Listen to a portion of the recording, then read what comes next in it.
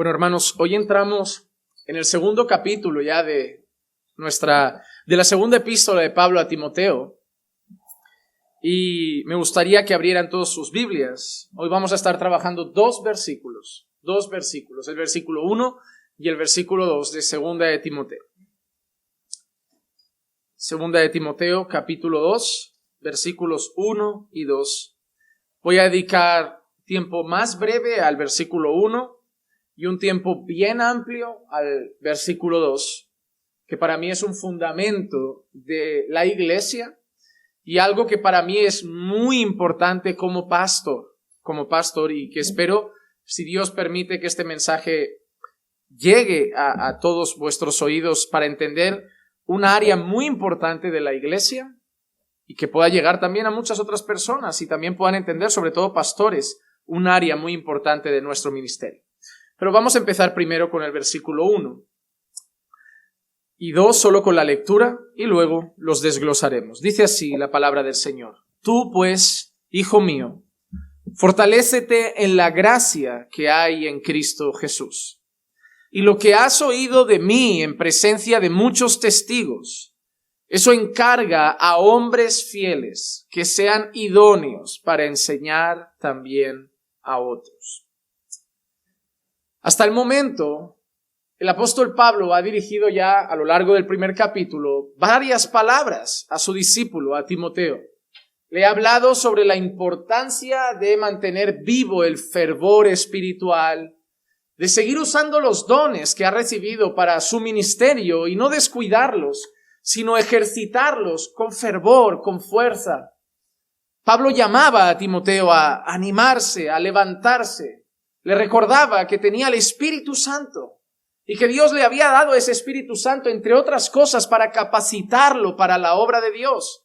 No un espíritu de cobardía, sino, como decía, de poder, de amor, de dominio propio. Pablo también le había dicho a Timoteo, por ejemplo, que era importante la sana doctrina. Le había recordado que tenía un deber como ministro y siervo del Señor, que era retener las sanas palabras. No cualquier palabra, no cualquier enseñanza, las sanas palabras. Incluso le recordaba que lo más importante que tenía era el que llamaba Pablo el tesoro que le había sido concedido, que era el Evangelio. Timoteo le habían puesto en sus manos como pastor, como siervo de la iglesia, un mensaje, una enseñanza. Ese era el tesoro más valioso que tenía, el que debía cuidar y el que debía transmitir luego a la iglesia.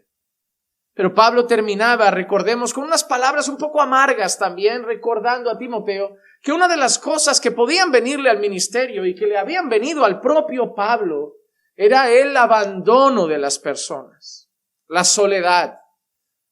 A veces vemos a los pastores como personas que están 24 horas rodeadas de multitudes. No es así. Hay una palabra que acompaña muchas veces el ministerio y es soledad. Los pastores no podemos hacer amigos como todos vosotros. Vosotros hasta os podéis permitir relajaros un poco. Normalmente nosotros debemos tener mucho cuidado. Debemos tener mucho cuidado qué contamos, cómo lo contamos, a quién se lo contamos. Es difícil encontrar a alguien tan maduro, de tanta confianza, como para abrirle el corazón con un problema quizá personal. Pueden juzgar que eres débil, que no estás bien para estar ahí, tantas otras cosas, y al final, cosas que normalmente las ovejas depositan en pastores, los miembros en los pastores. Los pastores no lo hacen porque pueden ser prejuzgados, o muchas veces puede la gente por inmadurez pensar mal o no estar aptos y preparados para aconsejarlos, o no entender las cargas también que ellos tienen y que otros no tienen sobre sus hombros, y eso al final hace que te lo guardes. Claro, lo esencial, y gracias a Dios, es correr a otros pastores, amigos, siempre es bueno, pero hay muchos momentos de soledad. Normalmente es la persona a la que se busca para pedir oración, pero normalmente no es la persona a la que se le pregunta si necesita oración. Y así podíamos seguir con muchas cosas. El ministerio, somos las personas que corrigen, que disciplinan, que riñen, y eso hace que no te apetezca quedar con ellos. Es como cuando haces un cumpleaños y invitas a tus amigos, pero no te apetece que papá se quede en la fiesta, porque corta el rollo. Y a veces los pastores, pues, toca ese papel y entonces te apartas un poco, dejas que disfruten y pasen momentos muy agradables, porque a la que ellos llegan a la fiesta es como, hay que medir cada palabra que está el pastor.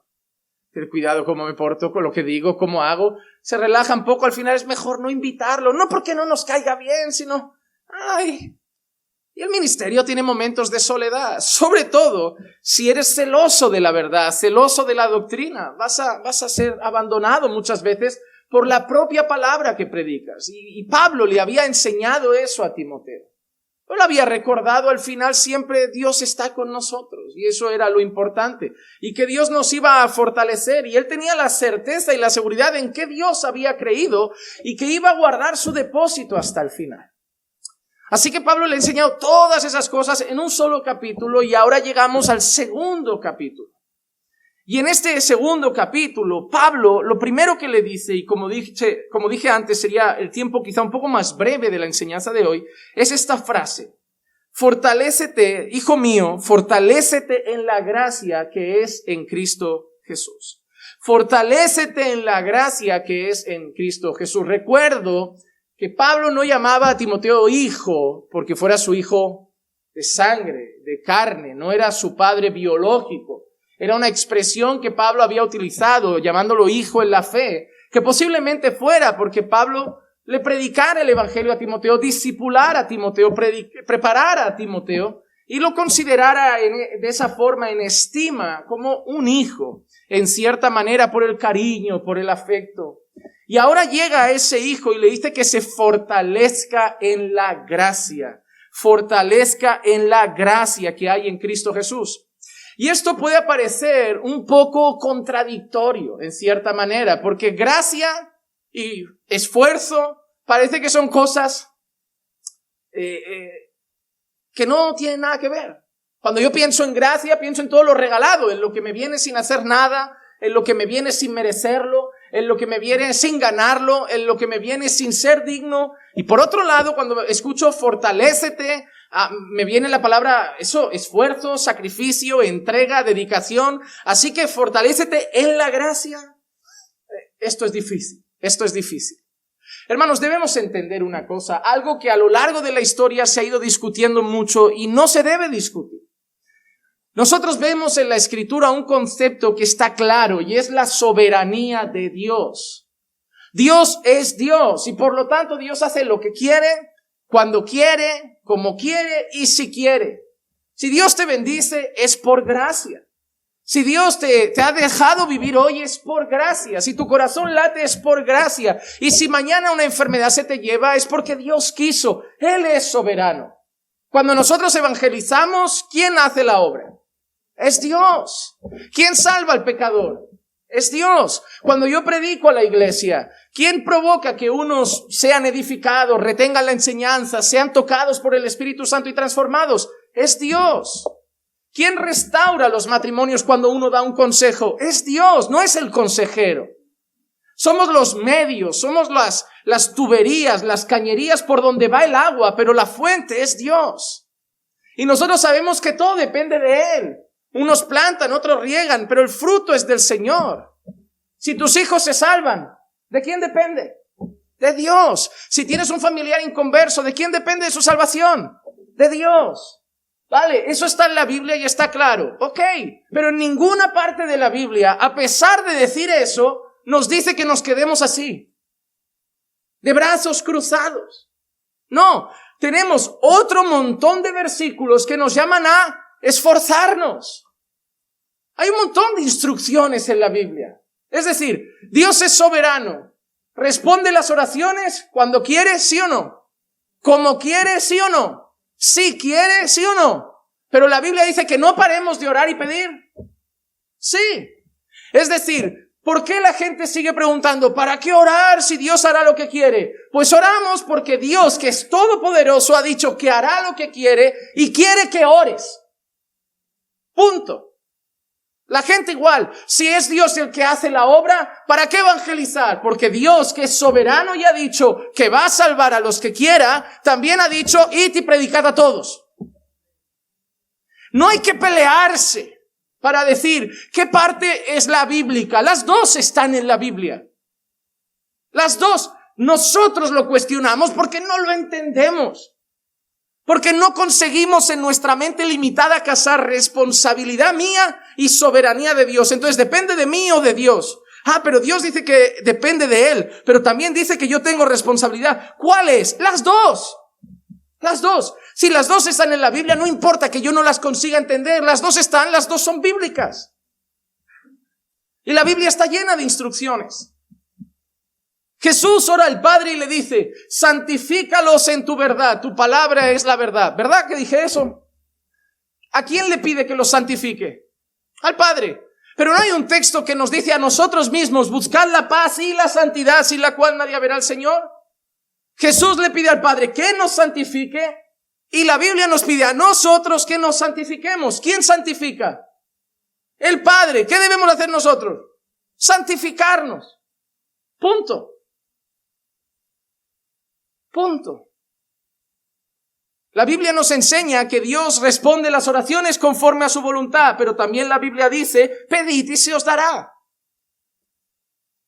Yo debo pedir y Él dará si quiere, pero yo tengo responsabilidades.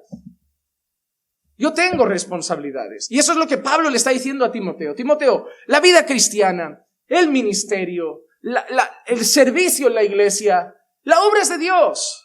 Todo es por gracia, por la gracia de Dios. Pero en esa gracia te debes fortalecer.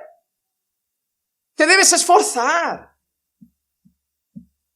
Miren, yo podría llegar aquí y decir, ¿sabes qué? Total, la obra la hace Dios. ¿Para qué me voy a tirar yo 10, 15 horas preparando un estudio, analizando que esté bien? ¿Para qué? Si al final Dios hará lo que quiera. Porque Él me dice que debo hacerlo. Él hará lo que quiera, Él enseñará a quien quiera, Él traerá convicción a los corazones que quieran, pero mi responsabilidad es exponer la palabra, predicar a tiempo y fuera de tiempo. No hay que discutir, precisamente porque creo en la soberanía y el poder de Dios, tengo que cumplir las instrucciones de Dios. No es preguntar a Dios por qué, es si lo he dicho, hazlo y ya. No te pido que me entiendas, te pido que me obedezcas. Mentalízate de eso. Hay cosas de la palabra de Dios que vas a entender, otras que vas a tener que aceptar aunque no entiendas, pero si están, están. Si están, están. Y por eso Pablo le está diciendo a Timoteo, fortalécete, esfuérzate. En el ministerio no te puedes quedar de brazos cruzados. La vida cristiana no es una vida que se vive en una hamaca, hermanos, esperando que Dios en su soberanía haga todo sin nosotros hacer nada. No, la Biblia habla de guerra, de batalla, de carrera. Nos incita a movernos, al esfuerzo, al sacrificio. Está llena de disciplinas espirituales que Dios ha dejado para ser fortalecidos. El propio apóstol Pablo en su primera carta a Timoteo le dice lo siguiente, primera de Timoteo capítulo 1 versículo 12. Doy gracias a Cristo Jesús nuestro Señor, que me ha fortalecido porque me tuvo por fiel, poniéndome en el ministerio. Pablo, a pesar de todas las cosas que ha vivido en el ministerio, da gracias a Cristo que lo ha fortalecido. Pero ¿tú crees que Pablo ha sido fortalecido quedándose así? No, ¿cómo habrá sido fortalecido Pablo? En oración, ¿verdad? Buscando al Señor, rogando al Señor, clamando al Señor, leyendo su palabra, orando sin cesar. Y en todo eso Cristo lo ha fortalecido. Cuando yo veo personas siendo fortalecidas en la Escritura, no me los imagino sentados y esperando que el Señor renueve sus fuerzas. Hermanos, si tú estás viviendo un momento espiritualmente malo y solo esperas que mañana por la mañana se te haya pasado, déjame decirte algo, vas a estar igual o peor. El mismo Dios que promete renovar tus fuerzas, el mismo Dios que promete renovar tu amor, el mismo Dios que promete renovar tu fe, ha mostrado el camino para hacerlo. Ayuno, oración, una mañana encerrado en su presencia llena de alabanzas y su palabra, y va a fortalecerte y va a tratar con tu corazón. Pero hermano, sin ganas hay que ir. Sin ánimo hay que ir. Eso no va a venir solo. Eso no va a venir por arte de magia. Y hay gente que cuando entra en la decadencia espiritual se espera a que eso vuelva solo. Vuelva solo. En aquella carta de Apocalipsis en la que el Señor dice, pero tengo contra ti que has dejado tu primer. No se ha apagado, no se ha ido solo. Mira la palabra que le dice. Has dicho, ¿qué le dice? ¿Se ha apagado tu primer amor? ¿Ha menguado? No, lo has dejado. La culpa es tuya. Tú estás ahora así porque tú lo has dejado. Es decir, cuando conociste al Señor estabas enchufadísimo. Solo querías alabanzas, 20 prédicas al día, canciones cristianas en los oídos todos los días. La Biblia te la merendabas cada día. Tú te has apagado. Tú has dejado de hacerlo. Tú te has vuelto, ya está, ya pasó esa euforia inicial. Ahora ya una pequeñita dosis me mantiene. Estamos así porque dejamos nosotros nuestro primer amor. Cuando vemos personas en la iglesia que están en todo, no faltan un culto, con hambre, con sed, ganas de crecer, preguntar, servir. Hay gente que mira y dice, claro, están en el primer amor, yo también lo tuve. Y lo dicen como si fuera un proceso que todos tienen que perder. Lo dicen como si fuera algo de, no, yo también estuve así, se le pasará. Ojalá no se debería pasar. Deberíamos estar así siempre. Y en el momento que vemos uno que se relaja, volverle a decir como a Timoteo, levántate. Vuelve a tu fervor, vuelve a avivarte. Mira a ese nuevo en su primer amor, imítalo, al nuevo. Imita su hambre, imita su sed, imita su deseo. Tú tienes la madurez, tú tienes el conocimiento, pero él tiene algo quizá mejor. El deseo de Dios. Porque madurez y conocimiento sin deseo de Dios, ¿de qué nos va a valer? No, hermano, deja de pensar que tú ya te has normalizado, te has calmado, a ti se te ha pasado la euforia. Sí, no estoy hablando de emociones, pero sí de deseo de Dios. Pablo dice que fue fortalecido en Cristo, pero te aseguro, Pablo era un hombre de oración, fue él el que dijo orad sin cesar. ¿Cómo sería Pablo fortalecido? En la palabra, en la oración, en la comunión con los hermanos. Y Cristo lo fortaleció. Romanos 4:20 muestra también a Abraham siendo fortalecido. Dice, sin embargo, respecto a la promesa de Dios, Abraham no titubeó con incredulidad, sino que se fortaleció en fe, dando gloria a Dios. Abraham estaba viviendo momentos que humanamente, hermanos, todo el mundo había dudado. Ya mayor, Sara estéril, el tiempo pasa, la promesa parece que se atrasa. La teoría la sabemos, ¿no? Dios nunca llega tarde. Esas son las frases, ¿no? Que decimos, tranquilo hermano, Dios nunca llega tarde, Dios llega en el momento preciso. La teoría la sabemos, pero conforme pasan los años, uno ve la promesa cada vez. Pero Abraham dice que se fue fortalecido en fe, dando gloria a Dios, dio gloria a Dios en que Abraham se fortaleciera en fe. Pero ¿cómo crees que se fortaleció? Se levantaba una mañana diciendo, ay, mira, hoy estoy más fuerte en fe. No, orando, confiando, recordando sus promesas, hablando con el mismo Dios que le había hecho la promesa. Y eso fortalecía la fe de Abraham para seguir adelante diciendo, no, mira, todo pinta mal, pero yo sé en que Dios he creído. Yo confío en Dios, yo confío en su palabra. Él no es hombre para mentir, ni hijo de hombre para arrepentirse. Si Dios lo ha dicho, lo cumplirá. Y su fe se fortalecía. Hermanos, todos vamos a tener momentos de debilidad en la fe, pero esa palabra de Pablo a Timoteo es para todos nosotros, fortalécete en la gracia. Es decir, sí, es en la gracia. Es la gracia de Dios la que te va a dar fuerza. Es la gracia de Dios la que te va a traer esa renovación. Es la gracia de Dios la que te va a traer otra vez ese fervor. Pero haz tu parte en la gracia. La gracia está ahí, pero también en esa gracia Dios ha dado medios para disfrutar de esa gracia. Ha dado la oración, ha dado el ayuno, ha dado la comunión con los hermanos. Y eso nos mantiene vivos. Hermano, el aislamiento enfría la fe, el aislamiento llama al pecado. Hoy veía un artículo de Coalición por Evangelio que explicaba eso, porque en tiempo de pandemia muchos han caído en pecado. Quizá no de esos tan visibles, pero en muchos pecados de esos pequeños, pero que entristecen al Espíritu Santo. Y ellos buscaban la unión que había entre el aislamiento que está habiendo con la pandemia y la facilidad de pecar. No camino entre el pueblo de Dios, no camino entre los santos de Cristo, no estoy expuesto personalmente a la palabra, porque, hermanos, la tele no es lo mismo, la pantalla del ordenador no es lo mismo, aunque alguien diga, no, yo veo las predicaciones por Zoom, no es lo mismo. Ni predicar por Zoom es lo mismo, ni recibir la prédica es lo mismo. Y eso acaba afectando, y la gente ha acabado cayendo en pecado por esas cosas. El aislamiento no viene de Dios. No viene de Dios. Por eso las iglesias están buscando maneras de volver a reunirse y nunca llaman a los hermanos a quedarse en casa. Seamos prudentes, sí, cumplamos las normativas internas, pero hay que congregar, hermano. Vamos a acabar pensando que ese COVID es artimaña del mundo y del diablo para enfriar nuestra fe. ¿Acaso es del interés de Dios el aislamiento cristiano? No lo veo muy claro. No lo veo muy claro. A lo mejor tenemos que hacer otras cosas, pero Dios nunca en su palabra favorece el aislamiento. Nunca, nunca.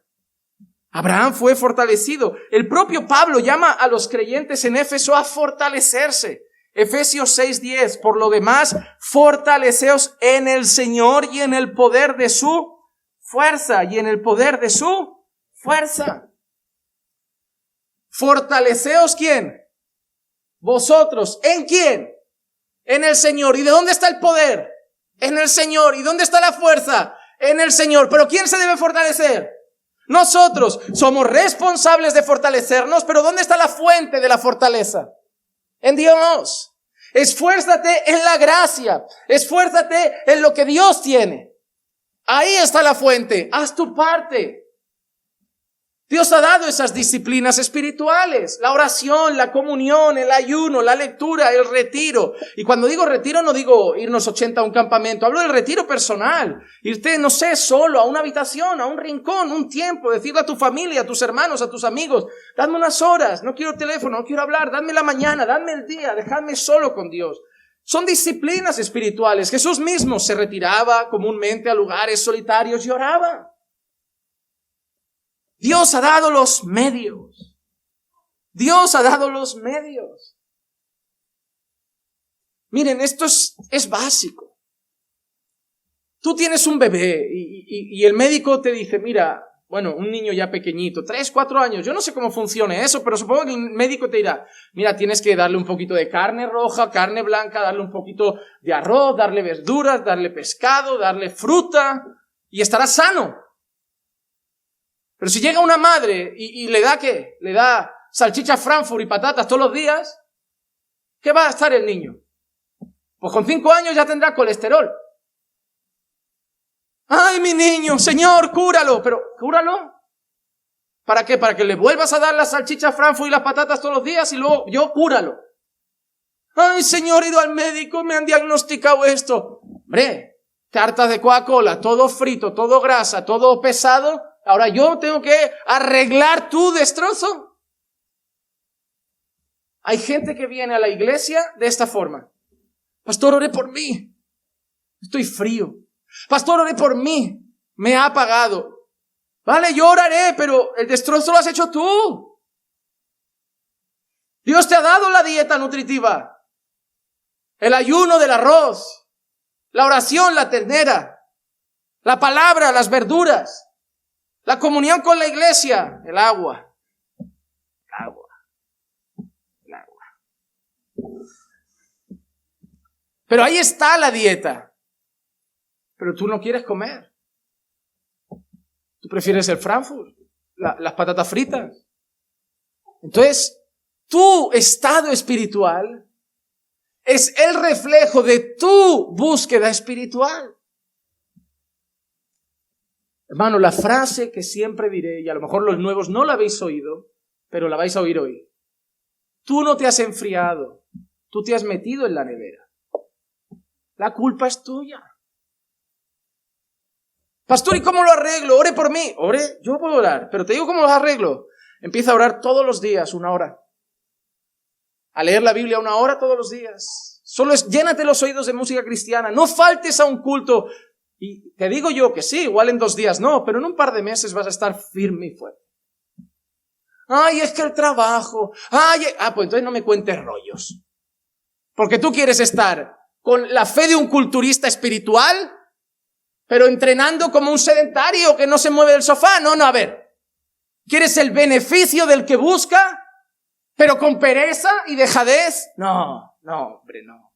Eso es lo que muchos creen que es la gracia. Quedarse sentado esperando que todo el Señor vaya derramando de todo. Esfuérzate en la gracia. Busca al Señor. Ora sin cesar. Escudriñad las Escrituras porque en ellas os parece que tienen la vida eterna. No dejando de congregar como algunos tienen por costumbre. Todo eso está en la Biblia. Haz tu parte, hermano, para que tu vida espiritual se active nuevamente, se fortalezca nuevamente, se refuerce nuevamente. Pablo le dice esto a los Filipenses 4:13, todo lo puedo en Cristo que me fortalece. Un hombre que había estado en prisión, había sufrido necesidad, había pasado por escasez, había pasado persecución, había pasado abandono, había pasado 1000 penurias, y aún así está fuerte, diciéndole a esa iglesia, regocijaos en el Señor. Y está fuerte en Cristo. Y lo ha superado en Cristo. Y su fuerza la ha encontrado en Cristo. Pero ese hombre no estaría fuerte de brazos cruzados. Era un hombre de oración, era un hombre que estaba preso, y en algunos casos leemos, pero a medianoche Pablo y Silas cantaban al Señor. En la prueba cantaba, en la prueba oraba, en la prueba predicaba, y Cristo lo fortalecía. Hay momentos malos que llegarán a tu vida, momentos de prueba, como estamos viendo en el libro de Santiago, de dificultad. ¿Y cómo los vas a enfrentar? Depende de la fuerza de Dios que tú vas a buscar a través de los medios de gracia. La prueba va a llegar a tu vida. Las dificultades van a llegar. Tú decides cómo vas a pasar por ellos. ¿Con Dios o sin Dios? Pero con Dios vas a pasarlas como Pablo. Todo lo puedo en Cristo, que me fortalece. Así que, hermano, en primer lugar, y antes de entrar en el tema, que me voy a dedicar un poco más de tiempo, esfuérzate. Deja ya los brazos cruzados, deja ya la pereza en las cosas de Dios. Te esfuerzas en el trabajo y en otras cosas, esfuérzate en Dios, en las cosas de Dios. Mejora tu vida de oración, mejora tu vida devocional con la palabra, mejora tu vida de intimidad con Dios, mejora tu vida de comunión con Dios. Deja un poco ya los libros de tanta teología que te llenan la cabeza y no cambian tu corazón, y busca a Dios en la intimidad. Pero esfuérzate, haz tu parte. El Señor está dispuesto. El Señor está ahí para recompensar tu esfuerzo, pero haz tu parte. Haz tu parte. Todos los pecados se pueden vencer si haces tu parte. Todas las tentaciones se pueden superar si haces tu parte. Todas las cosas pueden cambiar. Dios cambia todo, restaura todo, santifica todo, pero haz tu parte y verás el resultado. Mi madre me decía de pequeño, cuando yo estudiaba, que siempre podía sacar mejores notas. No eran malas, pero decía que era por pereza. Dice, tú tienes la capacidad aquí, pero eres vago. Te conformas con un 5, con un 6, pero si te esfuerzas, tienes cabeza para un 9, para un 10. Dicho y hecho, cuando empecé a estudiar un poquito más, las notas de 8, 9 para arriba. La dejadez me llevaba a notas justas. Algunos en la vida espiritual están así, como con un 5 pelado, cuando podrían estar a un 9, a un 10. ¿Por qué? La capacidad está en Dios. La fuente está ahí. Pero la pereza dice, no, me conformo con la vida espiritual rasa. De cualquier forma, mediocre. No, hermano. Cristo vino a traer vida y vida en abundancia. Hermano, Dios no vino a que simplemente te salvaras y te quedaras con esa vida espiritual. No, para que te deleitaras en Él, disfrutaras de Él, gozaras en Él. Y Él ha dado medios para eso.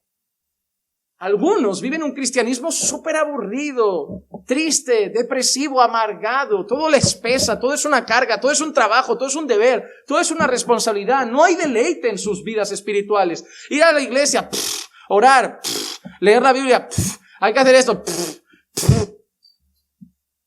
porque no conocen a Dios. Simplemente. Porque la reacción es la del mundo. Religión, aburrido, carga, pesado. No me apetece. Cuando estás en Dios. Culto, vamos ahí. ¿Cuándo hay vigilia, pastor? Y ayunos, pastor, una semana de oración. Que aman estar con Dios. Y todo lo que tiene que ver con Dios. Más cultos, pastor. Más estudio, pastor. No se calle, pastor. Que amo todo lo que viene de Dios. Su palabra, la oración. Estar con mis hermanos. Que se deleitan en las cosas de Dios. Se deleitan en las cosas de Dios. Y ahora, cuando Pablo le ha dicho que se fortalezca en la gracia que hay en Cristo, ahora Pablo le da a Timoteo, y ahí me voy a quedar un poco, la instrucción de las más importantes que hay para la iglesia y sobre todo para un pastor. Y aunque ustedes digan a lo mejor, pero nosotros no somos pastores, esta parte no es para nosotros, en primer lugar, no saben lo que será mañana. Y en segundo lugar, la iglesia somos todos, así que esto vale, porque esto es importante para la iglesia,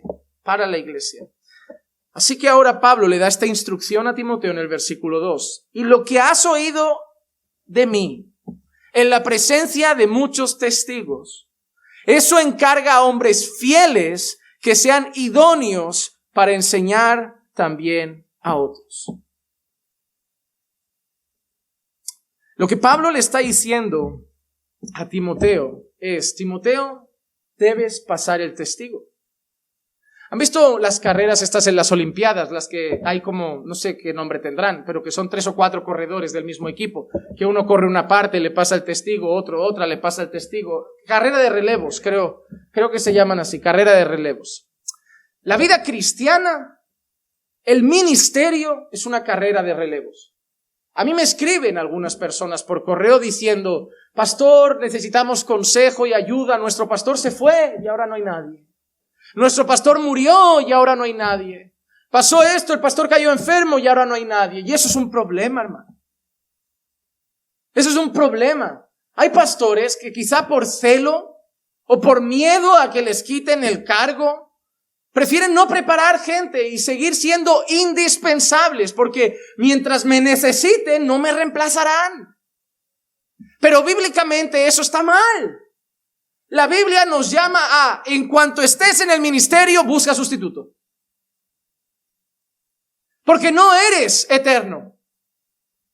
Porque eres transitorio. El otro día lo veíamos. La vida es pasajera, sois neblina, hoy estás y mañana no. Un coche te atropella. El cáncer se te lleva, llega el COVID o lo que sea, o el Señor te fulmina con un infarto. 1000 cosas pueden pasar y alguien debe seguir. No puedes morir y que la iglesia se quede mirando al cielo como, ¿y ahora qué hacemos? ¿Ahora qué hacemos estas 100 personas, 200 personas, 50 personas? ¿Ahora dónde vamos? ¿Ahora quién nos guía? ¿Ahora quién nos cuida? ¿Ahora quién nos...? No. Por eso en cuanto alguien llega, lo primero que tiene que ser es reemplazable. Reemplazable. Y la responsabilidad es de él. Y por eso no puedes tener ese deseo de, esto es mío y a mí nadie me lo quita, voy a demostrar a todos que aquí nadie predica como yo y nadie vale más que yo. Yo fundé esto es mío, me moriré aquí. Hombre, por el amor de Dios, esto no es así. Yo quiero irme de vacaciones y que alguien se quede aquí y llegar y que la iglesia haya crecido encima. Y llegar y que alguien me diga, predica menos, que se lo hace mejor.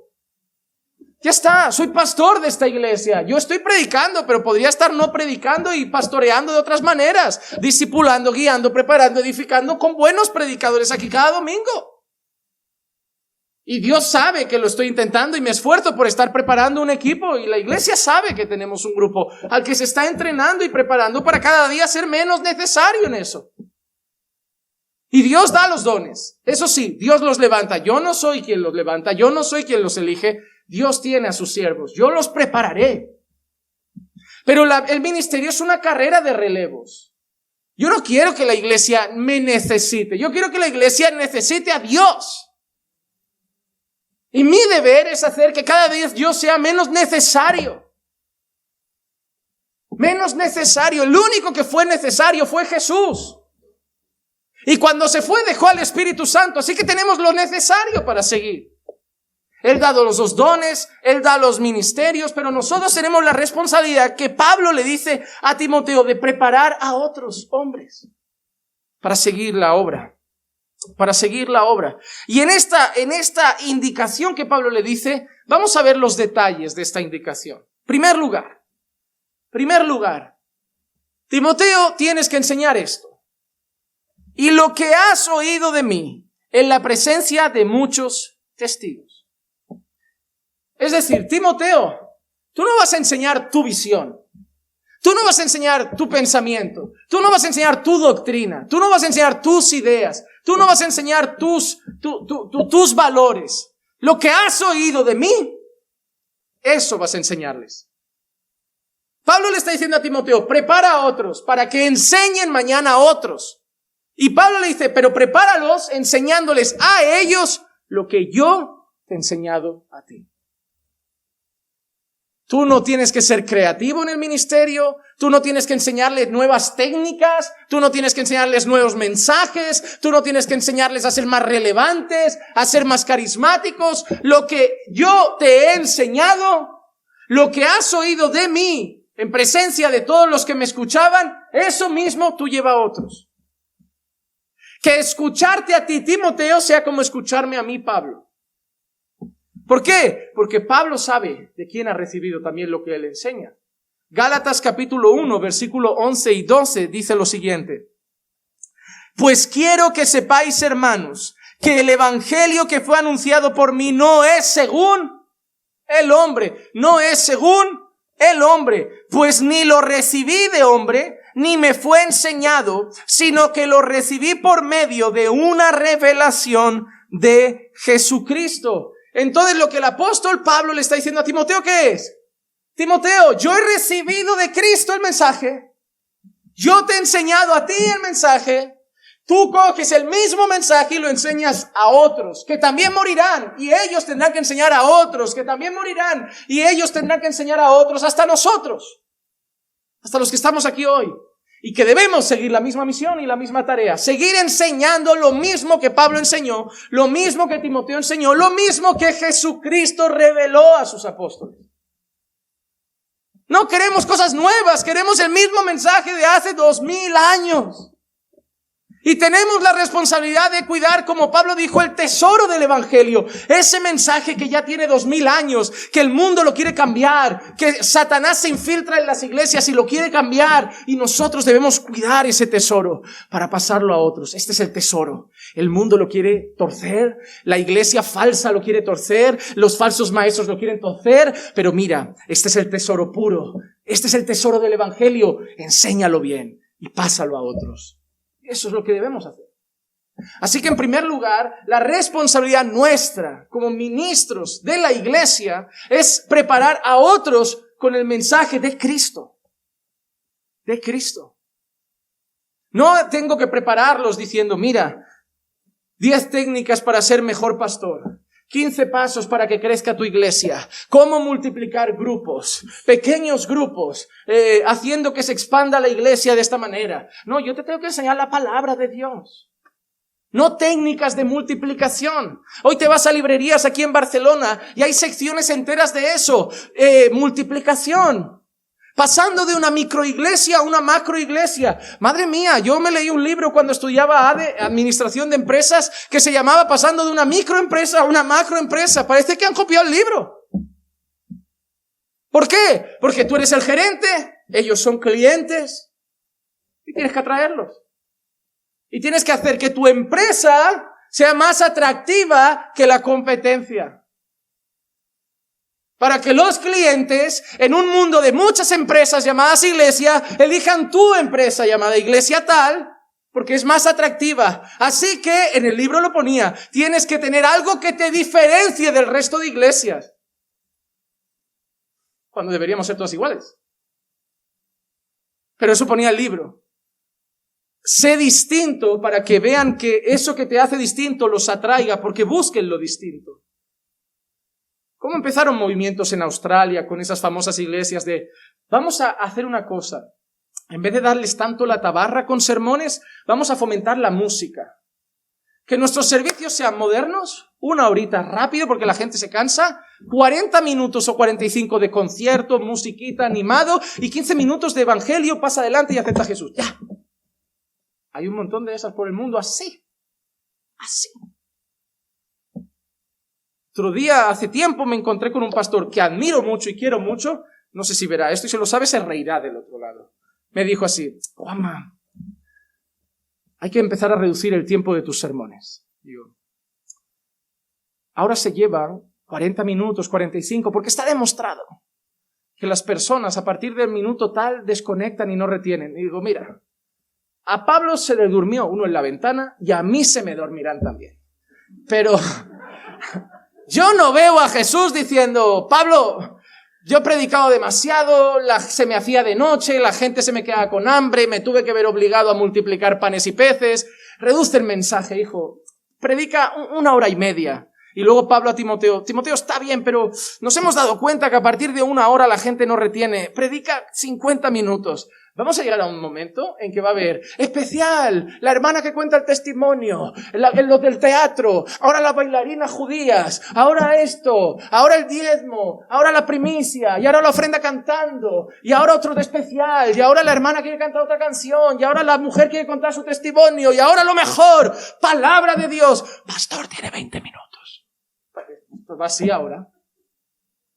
El día que me pase eso, digo, ya sigue cantando, sube a 2 hermanas más, yo me voy. Yo no. Cuando me escriben para invitarme a predicar fuera, pastor, ¿hay algún requisito para que venga algo? Digo, sí. Mínimo 1 hora por sermón, es requisito. Yo me conozco, en media hora solo voy por la introducción. Solo voy, el domingo estaba predicando, hermano, ya 3/4 de hora y empecé a predicar. Yo sufro por la gente, pero yo seré torpe. Pero algo hace Dios, porque luego la gente me dice, se pasó rápido. O sea que la ciencia está se contradice o algo. ¿O será que cuando Dios obra, la ciencia no tiene nada que decir mientras el Espíritu trabaja?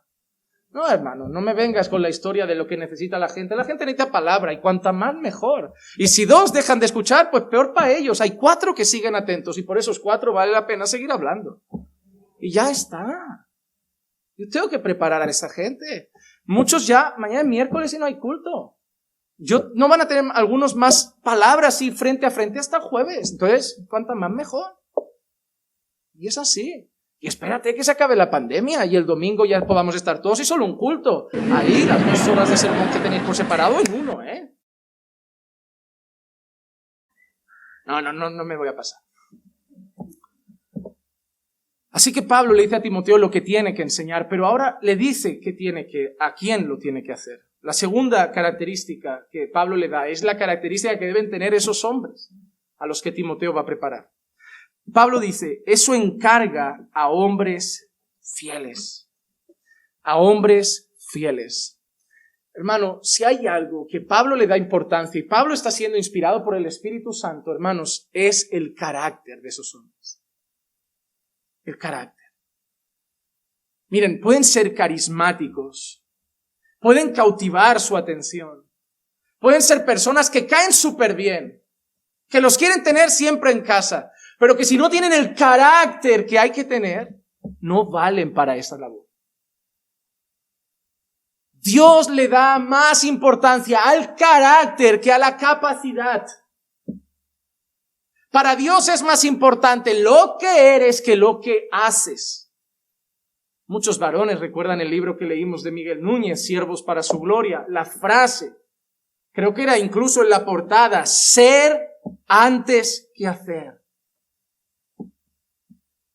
Hoy la gente llegan aquí, llegan 3 cultos, vienen 3 meses y ya, toma, canta.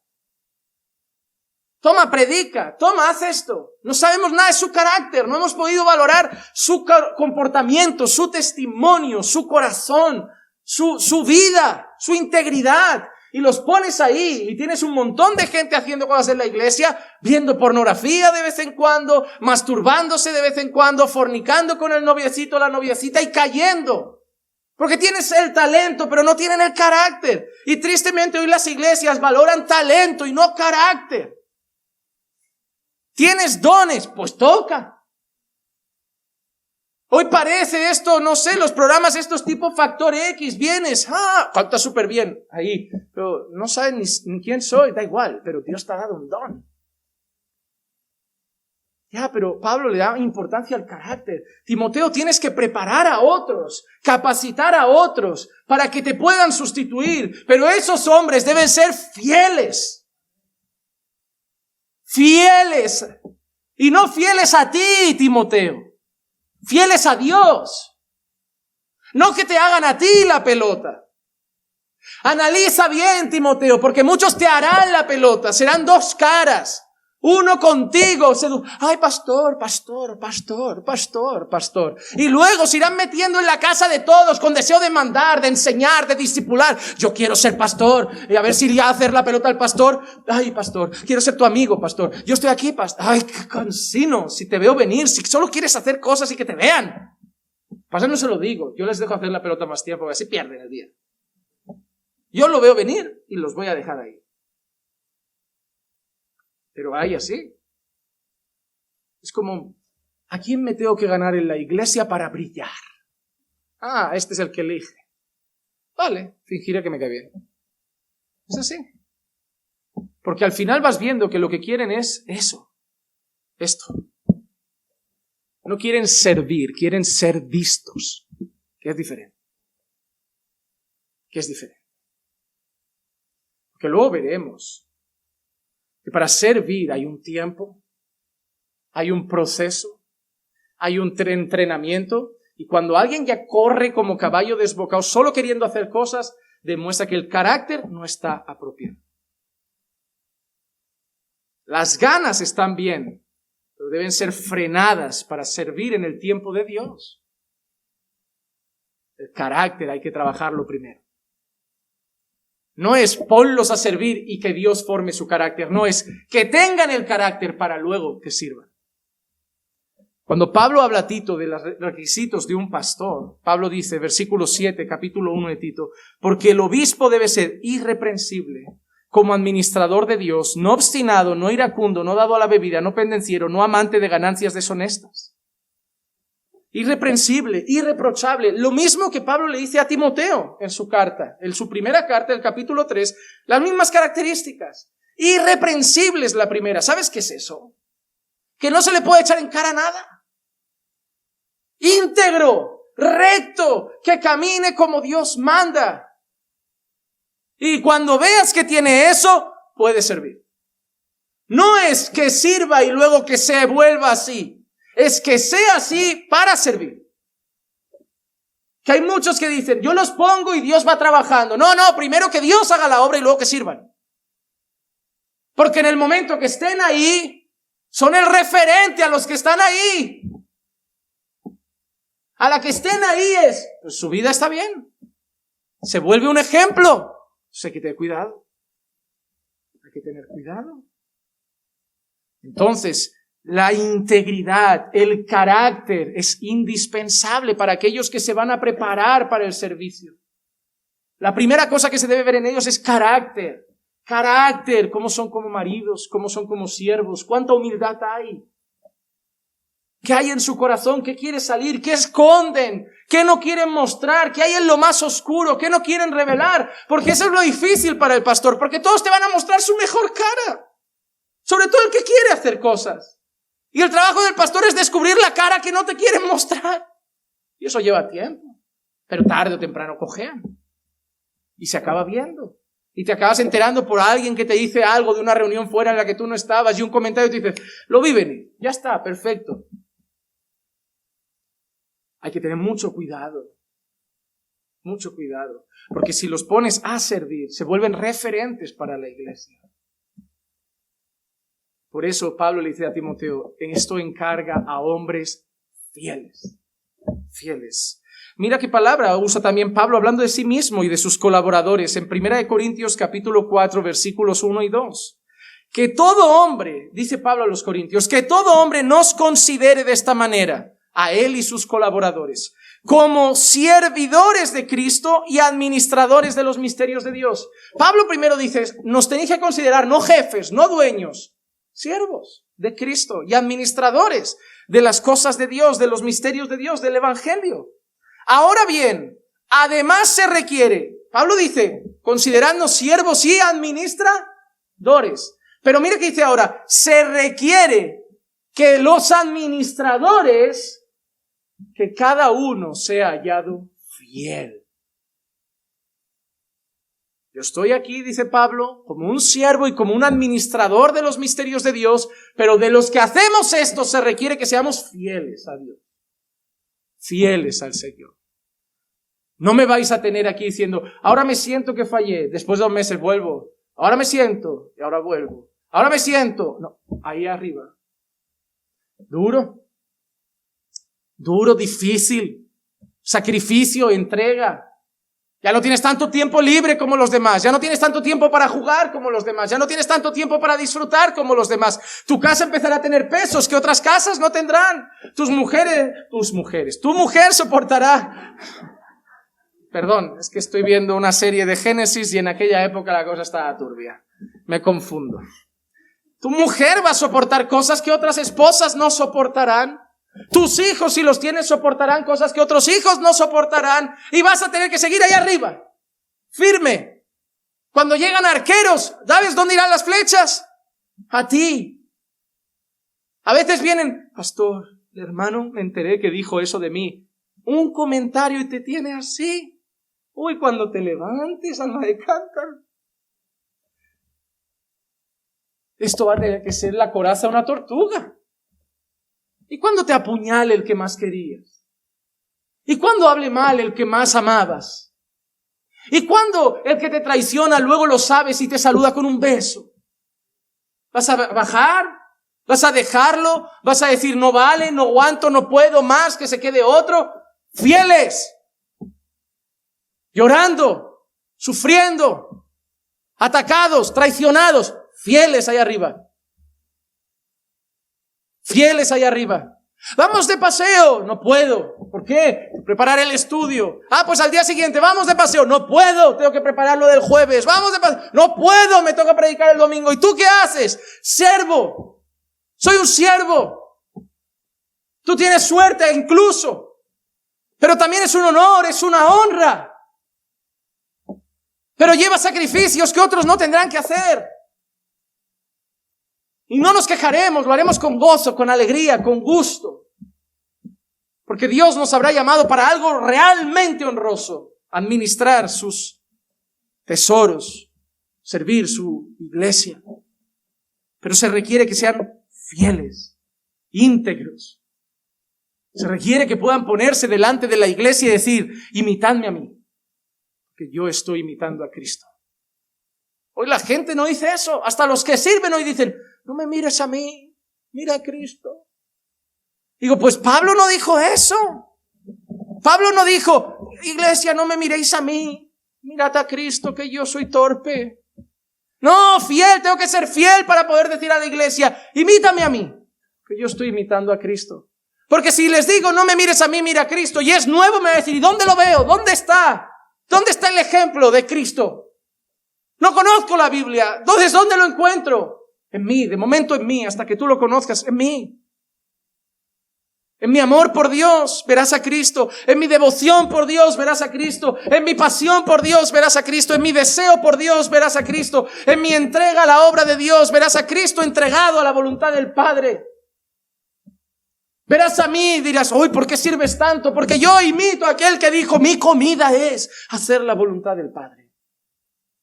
Y es difícil, hermano, es difícil. No somos perfectos, no somos Cristo, pero esa es nuestra responsabilidad, estar ahí, para que la gente diga, necesito un modelo. Ahí está el pastor, ahí está ese hermano, ahí está esa persona. esto encarga a otros hombres fieles. Y termina diciéndole esto: que sean idóneos para enseñar también a otros. Que sean idóneos para enseñar también a otros. Esta palabra enseñar viene de la palabra griega didaktikoi, que significa impartir conocimiento en un discípulo, en una persona. Hermano, lo que está diciendo aquí Pablo es, primero, deben ser fieles, deben ser íntegros, pero deben ser capaces de preparar y enseñar a otras personas. No pueden ser fieles y no saber enseñar. ¿Por qué? Porque ellos deben ser capaces de enseñar también a otros. Es decir, Pablo le está diciendo a Timoteo: Timoteo, yo me voy a ir. Es su última carta, se está muriendo, pero te dejo a ti. Recuerda que tú también te vas a morir. Te pueden meter en la cárcel, te pueden perseguir. Prepara a otros. Pero cuando los prepares, que sean de buen carácter, íntegros, idóneos, fieles, pero que también sean capaces de enseñar a otros, porque ellos también morirán y tendrán que haber dejado a otros. Y a los que enseñen tendrán que dejar a otros, y a los que enseñen tendrán que dejar a otros. Porque la obra debe seguir, Timoteo, porque hasta que Cristo venga hay que hacer la obra. Hay que cuidar la iglesia, hay que servir al pueblo, hay que alimentar al rebaño, hay que instruir al pueblo, hay que edificar al pueblo, hay que instruir a los hijos de Dios, hay que alimentar con palabra. Así que debes preparar hombres que tengan el carácter, pero también la capacidad de enseñar. Y ahí entra que deben tener un llamado. Deben tener un llamado. Porque todos los creyentes son llamados a vivir en santidad, pero no todos son capaces para enseñar. Así como Dios da un don para la alabanza, quizá, Dios da un don para la enseñanza. Dios da un don para la enseñanza. Es así, hermano. Nadie lo puede discutir. Cuando Pablo habla de los pastores, mira qué dice en 1 de Timoteo 3:2. Mira qué usa Pablo, qué dice, qué expresión. Un obispo debe ser, pues, irreprochable. ¿Recuerda lo que hemos leído antes? ¿Ok? Irreprochable, marido de una sola mujer, sobrio, prudente, de conducta decorosa, hospitalario. Todo habla de carácter, ¿verdad? Íntegro, buen esposo, fiel a su esposa, un montón de cosas que hablan de carácter. Pero al final, ¿qué dice? Apto para enseñar.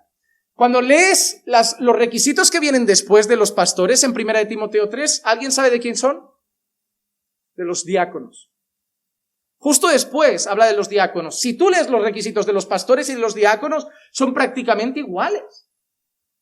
En cuanto a carácter, íntegros, maridos de una sola mujer, son iguales. El diácono debe tener el comportamiento de un pastor, pero del diácono no se pide que sea apto para enseñar.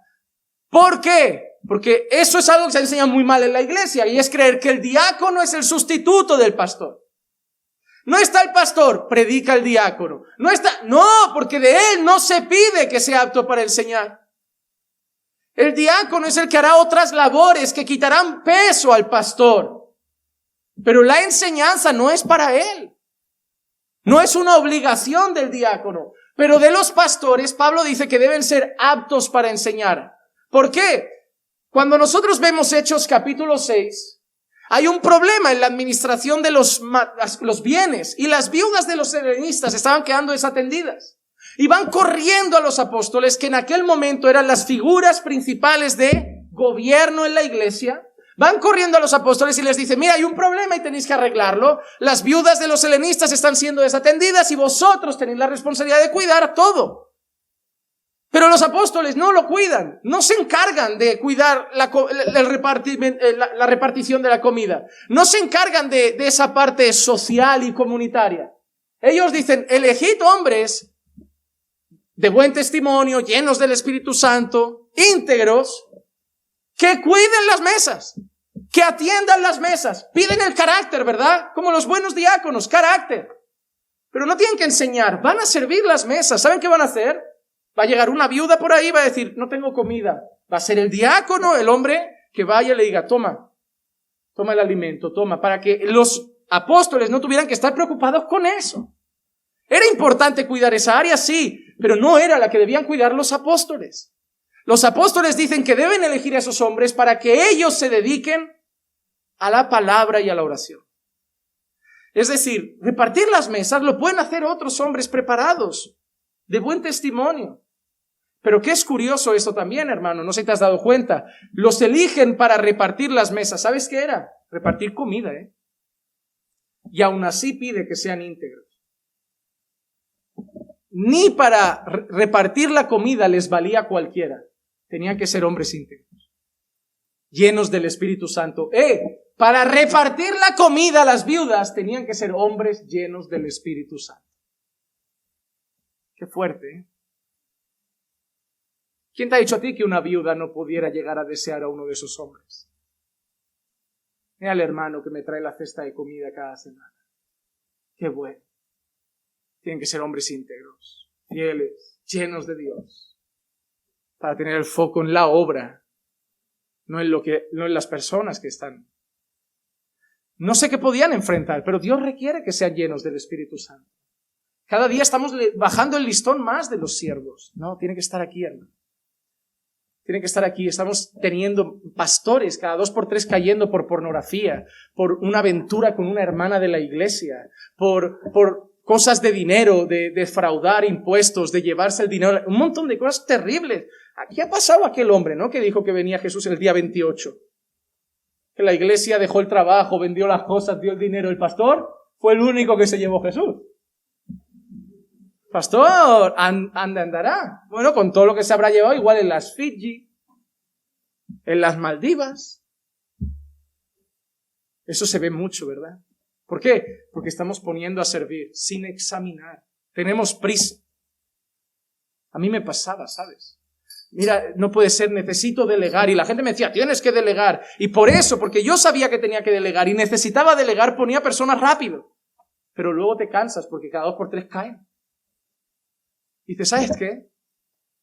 En el tiempo de Dios estarán los que Dios levante y subirán y ya no volverán a bajar. Porque así estamos nosotros. Desde que esto empezó no hemos vuelto a bajar. Y los que vengan deben ser iguales. Que envejezcan a mi lado, se pongan viejos a mi lado. Esto es lo que necesita la obra, gente fiel. Y aquí dice Pablo que sean capaces de enseñar.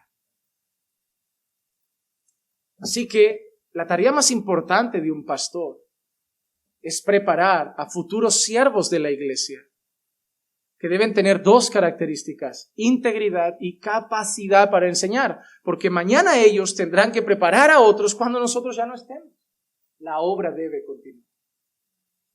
No es murió Juan Manuel, murió caminando por fe. No, murió Juan Manuel, la obra sigue. Ahora está Marcos, gloria a Dios. Y mañana tiene que haber otro. De momento, si Marcos y yo viajamos, tiene que ser aviones separados. Por si se estrella uno, el otro. Ya si se estrellan los dos, es que Dios no está. Si se estrellan los dos, es que Dios no estaba muy contento. Pero debe ser así. Ya hay 2. No, más. Buenas iglesias como la IBI, como donde está nuestro hermano Sugel, IBSJ. Ahí hay 10 pastores, 12 pastores, 20 pastores. Y ha usado con poder. En el Reino Unido había muy buenos predicadores, pero Spurgeon marcó la historia. Y hablando de ceder el lugar a otros, Spurgeon entendió esto.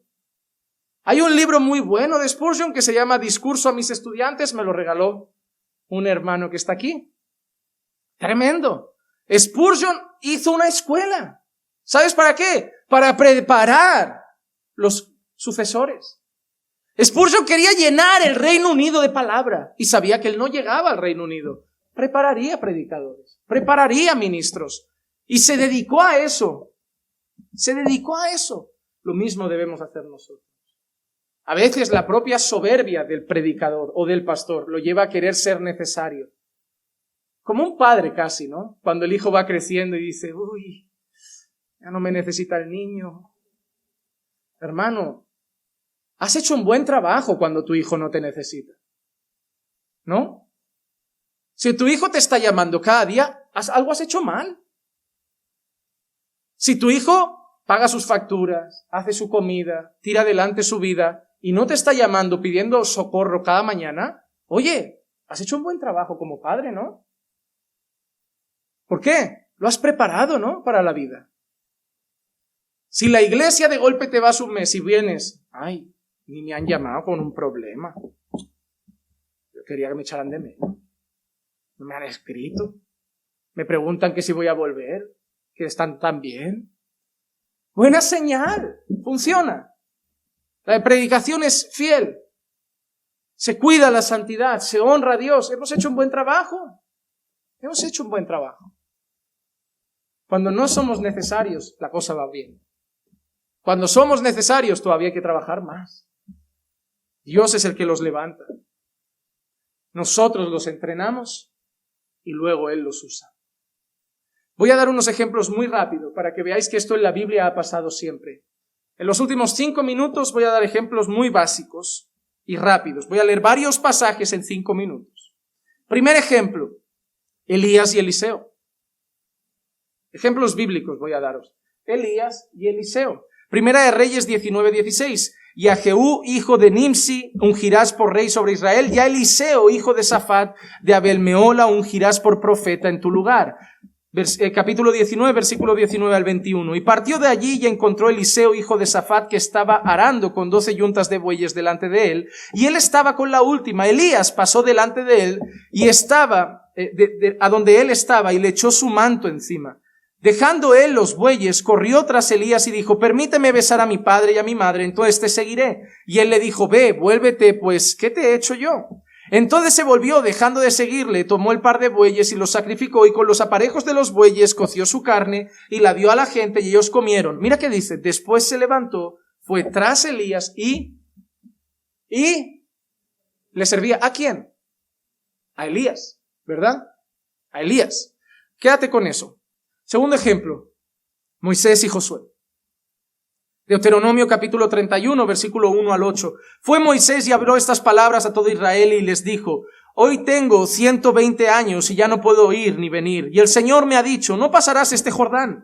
El Señor tu Dios pasará delante de ti, Él destruirá estas naciones delante de ti y las desalojarás. Josué es el que pasará delante de ti, tal como el Señor ha dicho. Y el Señor hará con ellos, como hizo con Sehón y con Og, reyes de los amorreos, y con su tierra cuando él los destruyó, y los entregará el Señor delante de vosotros, y haréis con ellos conforme a los mandamientos que os he ordenado. Sed firmes y valientes, no temáis ni os aterroricéis ante ellos, porque el Señor tu Dios es el que va contigo, no te dejará ni te desamparará. Entonces llamó Moisés a Josué y le dijo, en presencia de todo Israel, sé firme y valiente, porque tú entrarás con este pueblo en la tierra que el Señor ha jurado a sus padres que les daría, y se las darás en heredad. El Señor irá delante de ti, Él estará contigo, no te dejará ni te desamparará, no temas ni te acobardes. Éxodo 24:13.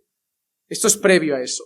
Y se levantó Moisés con Josué, su ayudante, y subió Moisés al monte de Dios. Éxodo 33:11. Y acostumbraba a hablar el Señor con Moisés cara a cara, como habla con un hombre con su amigo. Cuando Moisés regresaba al campamento, su joven ayudante Josué, hijo de Nun, no se apartaba de la... ¿A quién servía Eliseo? ¿A quién servía Josué? A Moisés. Último ejemplo, y tiene que ver con nuestro texto, Pablo y Timoteo. 1 Corintios 4:17. Por esta razón os he enviado a Timoteo. ¿Por qué he enviado a Timoteo? Mira qué dice, es mi hijo amado, es fiel. Antes ha dicho que debían ser fieles, ¿verdad? Y lo manda porque él es fiel, fiel en el Señor, y él os recordará ¿qué recordará? Mis caminos, lo que yo les he enseñado, él lo recordará. Los caminos en Cristo, tal como enseño en todas partes, en cada iglesia. Pero Filipenses 2:22, este no está en pantalla, pero escuchen atentamente, dice, pero vosotros conocéis sus probados méritos, que sirvió conmigo en la propagación del Evangelio. Pero mira cómo acaba diciendo, como un hijo sirve a un padre. Y esa expresión muestra que Timoteo no solo servía con Pablo, sino que servía a Pablo. Eliseo iba tras Elías porque era el próximo y servía a Elías. Josué era el próximo, pero durante mucho tiempo sirvió a Moisés. Timoteo fue el sucesor, pero por mucho tiempo como un hijo a un padre sirvió a Pablo. Esto de yo sirvo a Dios pero no a los hombres parece un poco contradictorio. Porque aquí vemos hombres sirviendo a hombres, pero no a hombres cualquiera. a hombres de Dios. A hombres de Dios. Hermano, te voy a decir una cosa. La mejor manera de preparar a alguien es pegarlo a tu lado. Va a comer contigo, va a andar contigo, va a estar contigo, va a escuchar tus pensamientos de la vida, del matrimonio, de todo, las enseñanzas, 4 o 5 veces más que el resto. Porque cuando tú ya no estés, Él te va a sustituir a ti enseñando lo mismo. Lo que hay en ti, lo pones en Él y Él va a reproducirlo. Y eso no se gana yendo al culto. Son horas a solas. Horas a solas. Preparando su carácter. Confiesa tus pecados, tus luchas, tus tentaciones. Trabajemos esto, trabajemos aquello. Aprende esto. Léete este libro, ahora léete esta parte. Enséñame esto, haz esto. Esto no son 6 meses. No. No vas a servir mañana, no vas a servir el mes que viene, dentro de 6 meses, a lo mejor dentro de 2 años. Vas a estar a mi lado. El tiempo que haga falta. Y en el momento adecuado, yo podré dormir y tú serás el Eliseo que sustituyó al Elías, el Josué que sustituyó a Moisés y el Timoteo que sustituyó a Pablo.